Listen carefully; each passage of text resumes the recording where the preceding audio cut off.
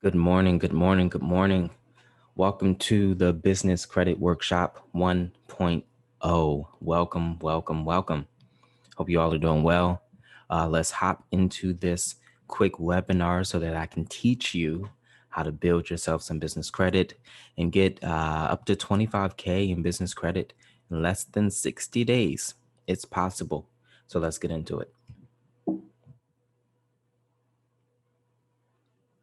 All right, for today, excuse me, for today's agenda, we're going to be going over the 14 steps to make your business legit.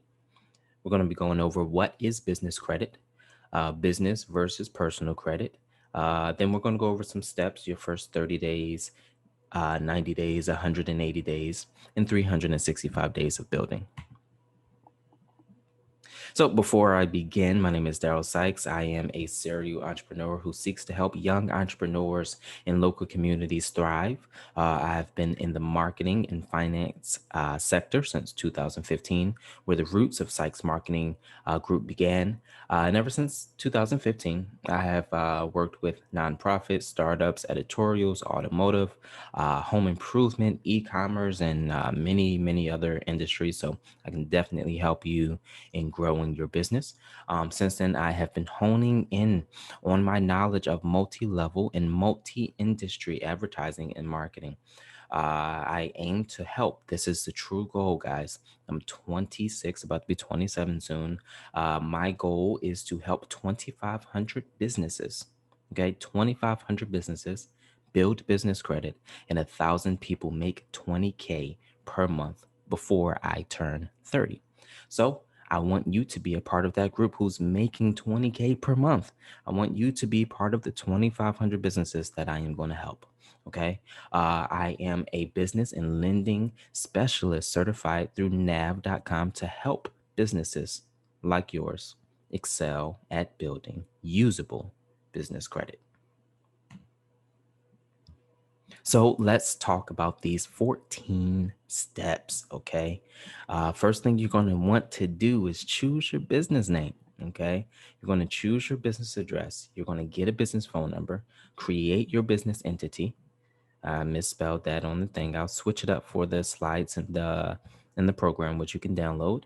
But create your business entity, register your business, get your licenses and permits for your business. You don't want to start a business without that, okay? Request your EIN number from the IRS, open your business bank account, consider getting a business credit card, set up your books, get your DUNS number, establish business credit, and create a website because you want to have a professional presence. So that technically can go up there with the business phone number and all that, but that's okay. We'll talk about that later. Yep, go back one.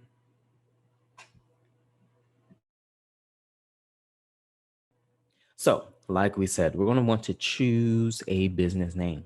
So, choose your name carefully and make sure it is legally available. So, what you can do is do an internet search to see if the name is already being used as a domain name or social media account. And then also, I say consider, but you should do a trademark search to make sure that that name that you're trying to choose is not trademarked by any company, okay? Because this can create some issues down the line. You wouldn't want to be, a year into your business and then you get a cease and desist letter because you're using or your business name is a trademark of another company, whether they're using it or not. You do not want to get a cease and desist. So make sure you do a trademark search to avoid any legal challenges down the line. If your business name is too similar to another, you may want to consider, either changing it, because sometimes what you'll run into is when creditors begin to build credit profiles. Sometimes because the name is similar, there may be some discrepancies or issues uh, during your business credit building process. So you can do a simple Google search. You can go to namechecker.com, which is really, really cool. It'll check all domains and everything like that to see if anyone is using your business name. You want to conduct a trademark search. Now, I'll do a video just send me an email. My email is credit@sykesmarketinggroup.com. Send me an email if you want to see this. But here in Texas, I'll show you how to do a trademark search directly on the Secretary of State website. And also send me an email if you would like a link that's essentially going to have all of the Secretary of State's websites in the entire country. So I'll send it to you. So no matter where you are, you'll have access to your Secretary of State's website with the click of a button. So let's keep going, guys. Next thing you're going to want to do, is build or choose your business address. And the reason why this one is up here is because when you begin to form your LLC legally, you're going to want to put down a business address. Now, typically, your registered agent is going to collect all of your documents, your legal documents for you. But if you're registering this yourself without a registered agent, I will recommend getting the business address first, just so that you can put that address down and separate your business from your home address. But if you're okay with it, that's fine. As it says here, it's okay to register your business at your home address, though some owners choose to use a different service such as ipostal.com to give their business address a separate location from their home address. And keep in mind, there will be situations such as filing a tax return where you have to provide a physical address for your business. Um, with iPostal, I love the service, but make sure you vet the address that you choose. Try not to choose places such as Staples or UPS, the post office. Try not to choose places like that, because when you're doing credit applications for funding, sometimes the underwriter will look up your address to see if it's a actual business. And if they see Staples or UPS or USPS, sometimes they'll flag you or deny you because it doesn't seem like a legitimate business. So try to find the virtual addresses that are office buildings like Regis and WeWork and things like that. It looks like a credible, legit business. So you can click here to get to iPostal, or there's a link in the back office as well. iPostal, you get 24 access to mail. So any of the virtual addresses you choose, you should have 24 access to your mail. And then again, it's going to be personal, or rather professional, and it's going to be private, so that all your business needs can go there. And to be honest, there's a little tip: when you start a business, you're going to get a lot of catalogs and a lot of random mail and phishing mail and stuff like that. So having to go to a business address versus your home address, your trash is going to be lighter, to say the least. Next thing. So you want to choose a business phone number. So you want to be able to be contacted, not only for uh, legal reasons while you incorporate, but also if you've started and you need customers to be able to contact you, and you don't want your personal line, blowing up all the time. You want to seem as professional as possible in business. That's a general standard that you need. But also, when you're applying for funding, you need to make sure that you are as professional as possible. And whatever phone number you use, you have to continue to use that phone number, because it's going to go onto the SBDC, which is essentially a database of all of the information you put out there that you say is accurate. But anyway, choose a business phone number. Okay. You may not have to get an expensive business landline. Like if you have Spectrum, you might not have to, or you really don't have to get a hard line if you don't want to, because we all have cell phones that are capable of having an additional phone number on it, such as Google Voice. Google Voice is free, okay, to use with a regular Gmail account. But if you get a email with your business domain and try to get Google Voice, it's going to be like $18 a month. But that's perfect. That's cheap. That's affordable for most businesses to have a professional presence online. But then I prefer Grasshopper as well. They're really, really great, really easy. And you can also get phone numbers like 800.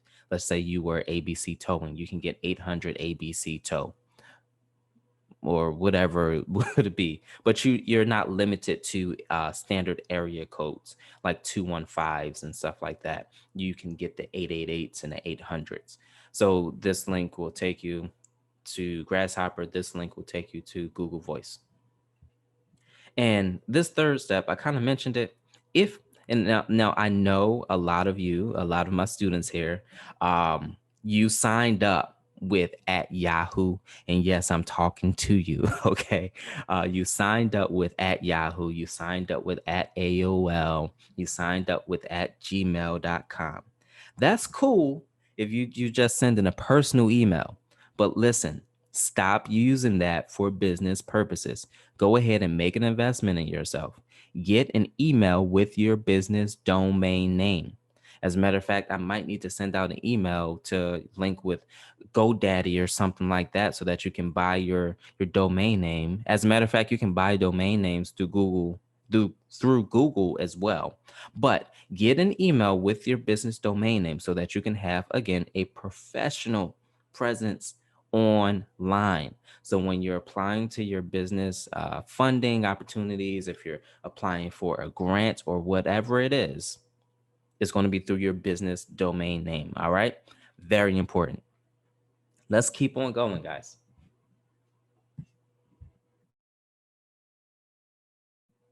So now, what you need to do is create your business entity. Now, sometimes people will do this first, and that's fine. And if you're doing it in this order, perfect. It does not matter. But in order to get any type of business funding, you need to create your business entity. And I said that I will send out an email with the list of 50 Secretary of States. But hey, look here, I already have it. Oh, I already have it in this slideshow. So you can click right here to go to your Secretary of State and you can find it right here. Maybe I'll build into the website like a drop down menu so that you can choose your state and it will be right there, but we will see. I'm not sure yet. But while it may be tempting to just give it a whirl as a sole proprietor, you may be taking on some unnecessary risk. If your business gets into some type of legal trouble, your personal assets could be in danger. Okay. In addition, the right entity, maybe a LLC, S or a C corp, for example, may offer tax advantages, and it's much easier to establish business credit and get small business funding and financing if you create a separate entity. So I know a lot of you may have already started as a sole proprietorship just to get started. And that's fine. You know, a sole proprietorship is when a person does not form a business entity and they operate their business as themselves. Okay. In the eyes of the law, you are a business. Technically, you are a business. And this can be very risky, a risky structure, because if your business is sued, then you are personally responsible for all debts and all liabilities. So I would recommend going towards the partnership or corporation levels so that you can separate yourself from your business. So you're going to want to do an LLC. Okay. And an LLC is a limited liability company. It's a legal entity structure or business structure, and it can be used to run a business or it can be used to hold assets like real estate, boats, aircraft, land, um, whatever it is that you have, any assets, it can be used to hold assets, which is, you know, a lesson for another time on how you can buy like your cars, you can buy your real estate, aircrafts, boats. If you own the trucking agency, how you can buy your trucks through an LLC and not your business or not your personal credit. But that's another lesson. So the owners of an LLC are called members.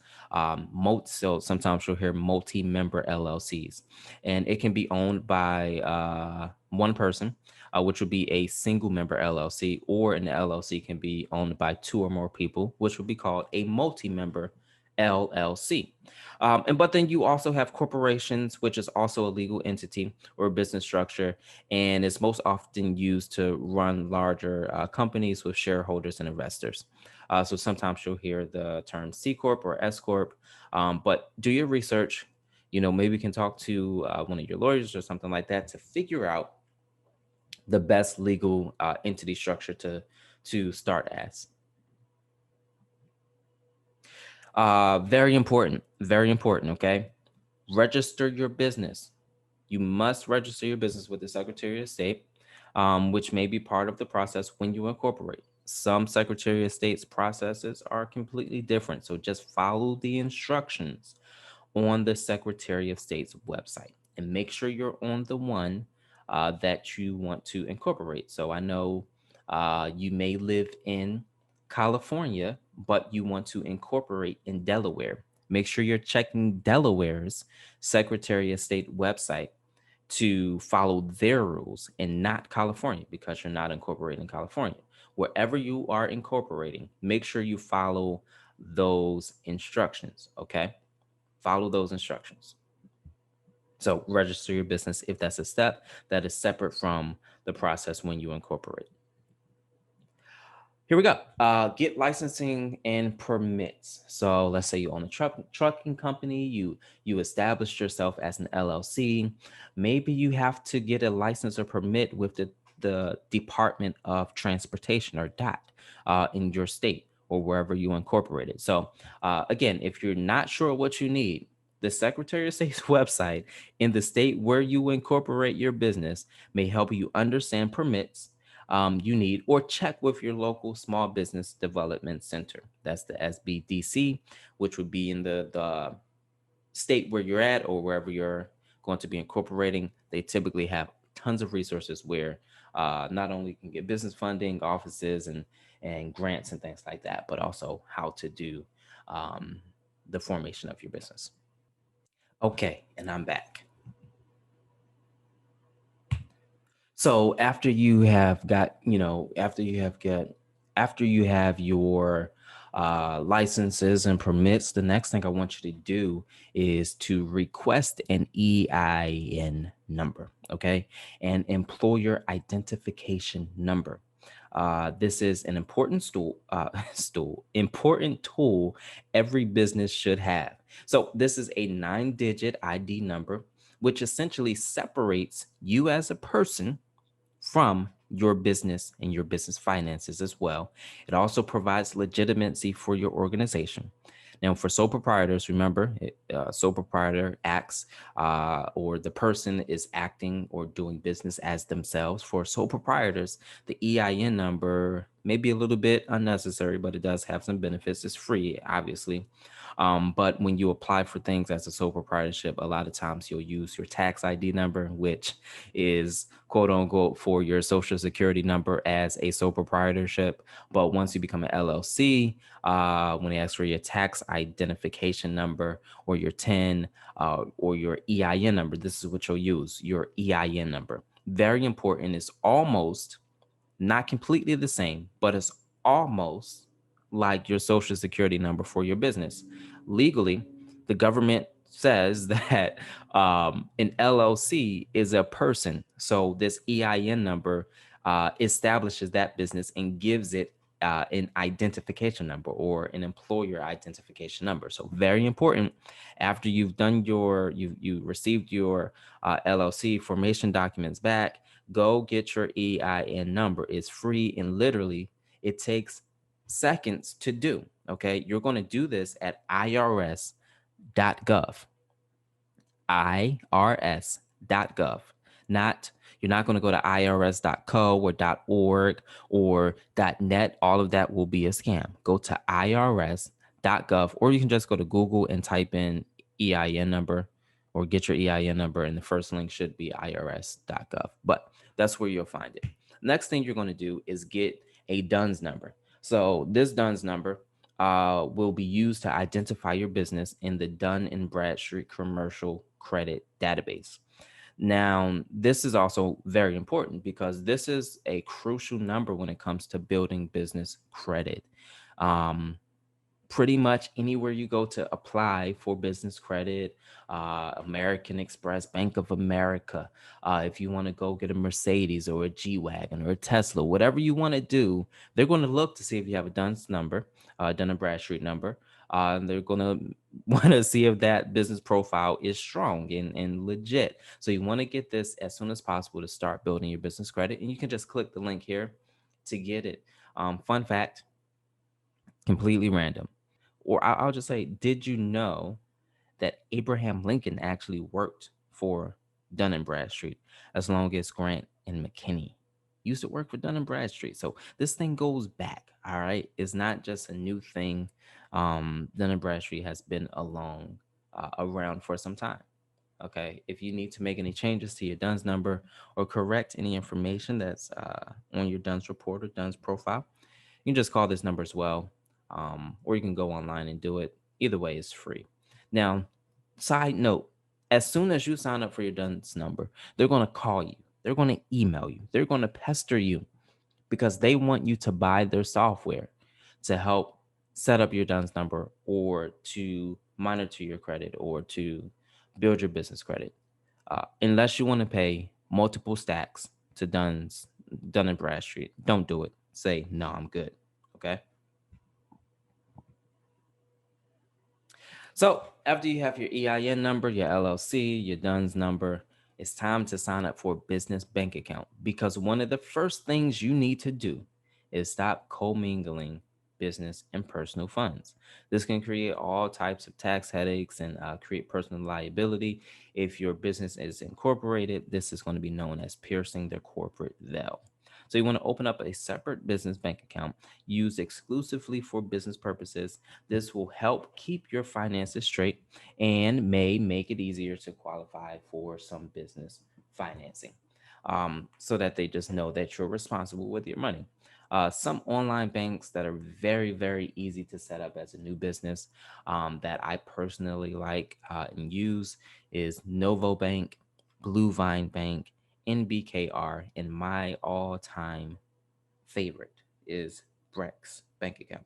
This thing is awesome. Like you literally get 8 times the points that you would normally get on other um like traditional bank accounts. Like I have a Bank of America business bank account, business checking account, and I don't get many points, if not any at all, for using that debit card. Okay.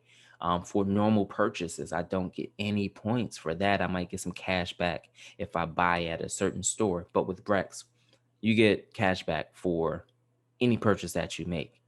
uh and even they give you tons of cash back for if you want to use, let's just say you're ordering for your office via Postmates or something like that. They give you tons of points for that. Using services like QuickBooks, they just reward you for everything. So sign up for Brex if you think that's a good choice for you. But here are some extra crucial steps you need for opening a bank account so that you don't show up to Wells Fargo, Bank of America, Chase, or anything like that to try to open up your business bank account and they ask you for documents and you don't have them. Let me prepare you. Some of the things you're going to need when you show up to apply for your business bank account is your articles of confederation or incorporation. You're going to need your LLC certificate. You'll receive this um, when you get your after you apply for your LLC. You'll get this back. You're going to need your EIN number, and sometimes you'll need the form that the EIN number comes on. If you're doing this through a sole proprietorship, let's just say you decided not to go the LLC route, you're going to need your business registration in the state. Um, and then you can also use a doing business as. So you can say, um, my name is Daryl Sykes, doing business as Sykes Marketing Group. You're going to want to have your EIN number, and again, it's free. And you want to have a business email, website, and phone number ready. This strengthens your application. Again, sometimes you can get denied for not having a properly set up business. So you want to have a email, maybe a website, not crucial, but a business phone number as well, so that your application is strong and you get approved right away. One of the next things you can do is consider getting a business credit card. Now, this not only helps you with easily identifying business purchases come tax time, but most business credit card issuers do not report activity to the owner's personal credit unless they default. So there's a chart that is on nav.com/report that can help you, identify some of the business uh, credit cards that you can get. But one of my favorite, again, is going to be the Brex card because it's deposit account, credit card, and spend management software in one, what they call refreshingly easy solution, no fees or minimum. Uh, every purchase that you make is reported as a credit card usage. So it's a credit card that you put money on every day. So it's going to build your business credit profile while you spend on your regular business needs. Okay. And it's not like a secured card where you got to put the money and they hold your money and all of that. Whatever money you put on there, like a debit card, like a checking account, it's going to be used as a credit card and it reports directly to the credit bureau. So very, very cool to strengthen your business credit profile. And set up your book. So Brex will have it has its own bookkeeping software built into it. But if you don't have a bookkeeping software, whether it's Excel or QuickBooks, start right away. Save those receipts so that you can be prepared for tax time. And actually going to start to establish your business credit. So the next half of this webinar is going to talk about establishing that business credit. So make sure you stick around for the whole thing. This is your time to go get some water, a snack, an energy drink, whatever you got to do, because I know a lot of you are on the website 10 at night, 1 in the morning, 3 in the morning, 6 in the morning. So if you need to get your coffee, this is the time to do so because your business can build its own credit history separate from your personal credit. Understand this. Your business credit and your personal credit are completely different. Okay. This will help you get the financing your business deserves. So let's jump into this. Okay. So one of the things we're going to talk about is you're going to start by opening accounts with companies that allow you to make purchases on net 30 basis, where essentially you can buy now, pay in 30 days, 60 days, or 90 days. And they report to the credit bureaus such as Experian or Dun& Bradstreet or Equifax, which is what we report directly to monthly for you to help strengthen your business credit profile. As you make purchases and pay for them on time, you'll begin to build a good credit score. And the sooner you begin to do this, the better. Because just like your personal credit, the age of accounts matter. So if you started your business last month, let's get started, okay? You need to get started to make sure that the age of the accounts that are on your business profile are, aging, I guess is the word I'm looking for. They're aging. Okay. So a lot of times when you go to maybe get a corporate lease or something, they'll want you to have been in business for 2 years and also have 2 years of credit history, right? You need to get started now. Okay. So the sooner you do this, the better, as the age of accounts is important credit score factor. Okay. I'm going to take a pause. If you're watching this on YouTube, if you're watching this on Instagram, wherever you're watching this, the free portion, which is what you just watched, is now over. The paid version for our students who are learning how to build business credit, are getting a blueprint for how to build business credit, and also are having us physically build their business credit by reporting their monthly payments to Equifax Business. That's what they're about to jump into. So if you're the free version, make sure you go to Sykes Marketing Group/business credit to sign up. To continue on watching this lesson, or you can just click the link somewhere around here. I'm sure there's one there, link in bios, whatever, to sign up to watch the rest of this webinar. I think it's probably going to take maybe another hour, maybe another hour and a half. We're going to click on some links. We're going to look at some applications so that you can build business credit. So if you're not a student, please make sure you sign up. All right. Make sure you sign up. If you are a student, let's jump into it.